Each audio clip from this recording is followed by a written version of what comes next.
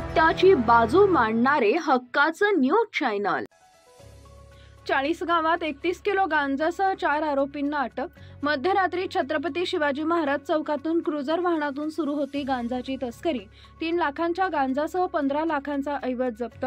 राहुल पावरा, अख्तर सिंग पावरा, रवींद्र पावरा व पहाड सिंग पावरा असं अटकेतील संशयित आरोपींची नावं।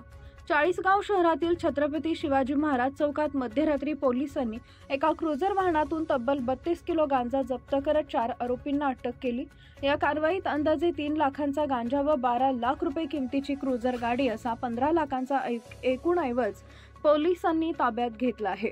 पोलीस गस्ती दरम्यान रात्री 3 वाजेच्या सुमारास ही कारवाई करण्यात आली। आरोपीमध्ये राहुल पावरा, अख्तर सिंग पावरा, रवींद्र पावरा व पहाड सिंग पावरा सर्व राहणार शिरपूर, जिल्हा धुळे यांचा समावेश आहे। यापूर्वी बुधवारी 40गाव शहरातच 7 लाखांचा गुटखा पकडण्यात आला होता।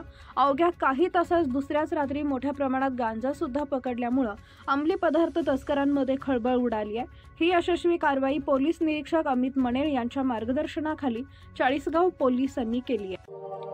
अशाच ताज्या बातम्या पाहण्यासाठी सह्याद्री न्यूजला लाईक करा, सबस्क्राइब करा आणि बेल आयकॉन प्रेस करा। धन्यवाद।